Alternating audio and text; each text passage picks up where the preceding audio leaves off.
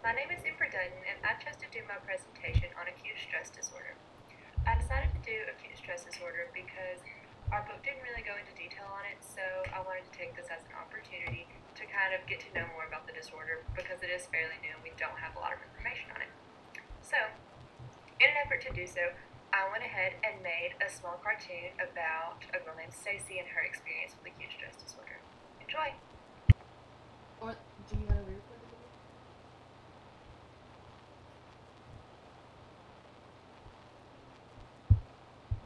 Meet Stacy. Stacy is your average college student who enjoys taking her beloved cat Gypsy out for walks in the park.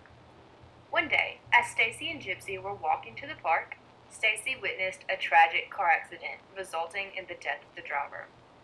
After calling 911, there was nothing Stacy could do but watch. 5 days later, Stacy is still very affected by the accident. She has trouble sleeping. She says she feels dazed and numb. She can't seem to get the images of the accident out of her mind, but she can't seem to remember exactly how it happened either, even though it was right before her eyes. She began to fall behind in school. Even her beloved pet Gypsy could not cheer her up. Stacy knew something was wrong, so she took a trip to her therapist for some answers. After speaking with Dr. Howard, she just might get them. Dr. Howard suspects that Stacy suffers from acute stress disorder, a psychological disorder involving anxiety, dissociative, and other symptoms within 1 month following a traumatic event. After consulting the Diagnostic and Statistical Manual of Mental Disorders, Dr. Howard found that in order to be diagnosed with acute stress disorder, one must meet 5 criteria. They must have personally experienced a trauma, witnessed a trauma, learned of such harm coming to a close relative or friend, or undergone a repeated and extreme exposure to the gruesome details of the trauma. Stacy's experience qualifies as witnessing a trauma. Secondly, they must exhibit at least 3 of the following: a subjective sense of numbing or detachment, reduced awareness of one's surroundings, derealization, depersonalization, and dissociative amnesia. Remember Stacy's complaints of feeling dazed, numb, and the inability to remember the details of the accident? Stacy meets criteria 2. 3. The symptoms must occur between 3 days and 1 month following the accident, and last for at least 2 days. 4. The disturbance must cause significant impairment on one's life. Remember Gypsy's walk to the park? Stacy's unfinished homework? Both are prime examples of the accident's infringement on Stacy's daily life. And lastly, the disturbance is not due to the direct physiological effects of a substance, a medical condition, or a different psychological disorder. Now, Dr. Howard is sure that Stacy meets all of the requirements for acute stress disorder, and Stacy finally got her answers. Now, the 2 of them can walk together toward helping Stacy find peace and Gypsy getting back to the park.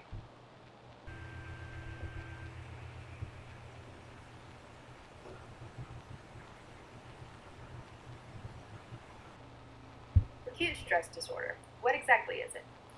ASD is an intense emotional reaction to a stressor within the first month following the disturbance.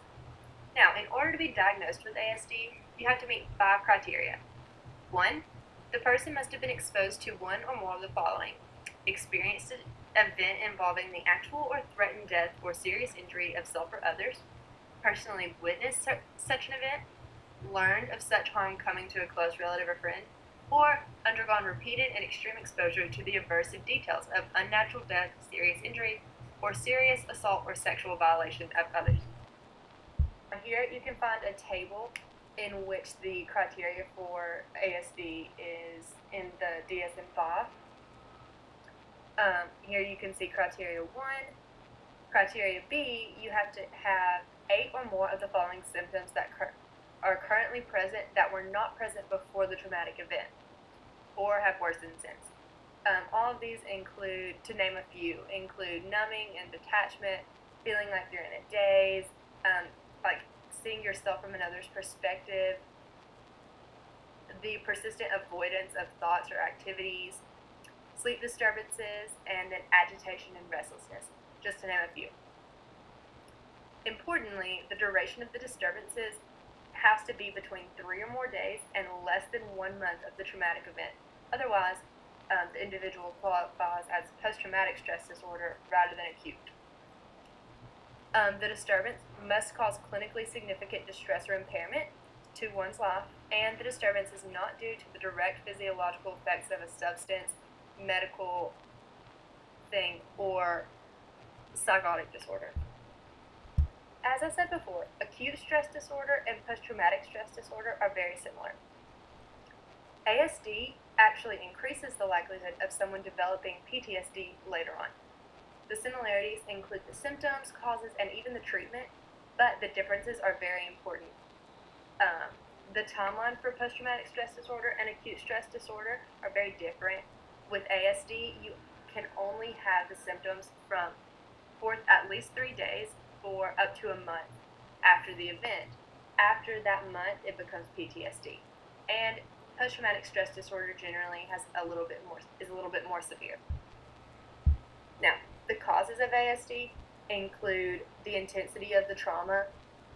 This is like comparing a combat veteran who experienced a terrible ordeal in comparison to someone witnessing a car accident. There are also generalized biological and psychological vulnerabilities, including twin studies, where identical twins are much more likely to develop acute stress disorder than fraternal twins, and then reciprocal gene-environment interactions, where the serotonin transporter genes actually have 2 short alleles, making one more susceptible to depression, PTSD, and of course, acute stress disorder. The psychological vulnerabilities include personality characteristics like uncontrollability and unpredictability, make one more likely to experience a traumatic event and therefore increase the chances of someone developing ASD or PTSD. Social support system back home often will lessen the likelihood of someone developing ASD or PTSD if they have a strong network back home. The treatment for acute stress disorder includes 2 major theories, one being cognitive behavioral treatment and the other being pharmacology options.